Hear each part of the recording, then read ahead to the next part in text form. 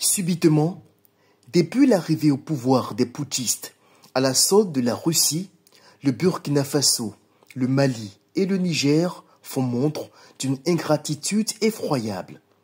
Le récital de ces mannequins ont trahi, voluptueux dans la propagande, mais timorés dans l'action, la CEDEAO n'a rien fait pour nous aider à combattre le terrorisme.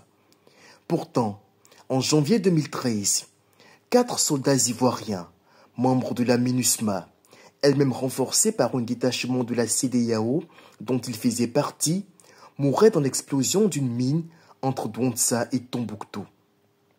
Il compte parmi les 159 casques bleus tués au Mali, dont une majorité de soldats venus d'Afrique de l'Ouest. Ces Ivoiriens qui ont versé leur sang pour sortir le Mali de l'engrenage djihadiste, le régime putschiste d'Assimi Goïta et ses compères de l'AES les remercient en criant à qui veut l'entendre non seulement que la CEDEAO est restée passive, puis que la Côte d'Ivoire dont les enfants sont tombés pour que soit préservée la souveraineté du Mali est à l'origine de l'aggravation de la crise sécuritaire.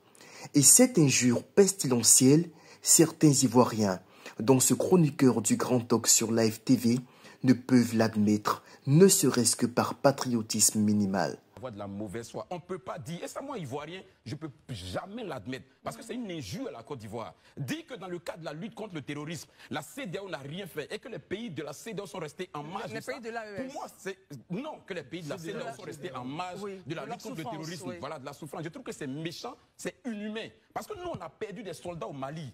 Ils n'étaient pas allés pour du tourisme, ils pouvaient rester à Abidjan ici. Donc déjà pour ça, on peut avoir un peu d'humanité et puis le reconnaître. Mais on ne peut pas dire que rien n'a été fait, qu'on n'a pas été solidaire. Ces soldats, ils sont morts en quoi? Dans quel cadre? Ils n'étaient pas en train de se promener à signer et puis ils sont morts. Ils sont allés combattre le terrorisme au Mali. C'est là-bas qu'ils ont perdu la vie. Et on n'a jamais perdu autant de soldats au Mali qu'on a perdu même sur les différentes opérations, les théâtres d'intervention de l'armée ivoirienne à l'extérieur. Donc ça, au moins, on peut le reconnaître. En le disant, moi, c'est une injure. Moi, en tant qu'Ivoirien, je ne peux pas l'admettre. Je trouve que c'est méchant, je trouve que c'est inhumain et je trouve que c'est irresponsable de tenir de tels propos. Ils sont pourtant nombreux. Ces Ivoiriens affiliés à des nébuleuses, se faisant passer pour des partis d'opposition, mais qui en réalité préparent le chaos dans le pays, qui soutiennent ce genre de méchanceté contre leur propre pays. Dommage.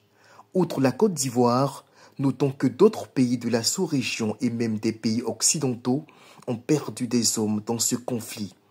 C'est justement ce sacrifice ultime qui a permis de garantir à l'État malien la survie pour que viennent s'installer gaillardement ces putschistes russes africains au service de Moscou.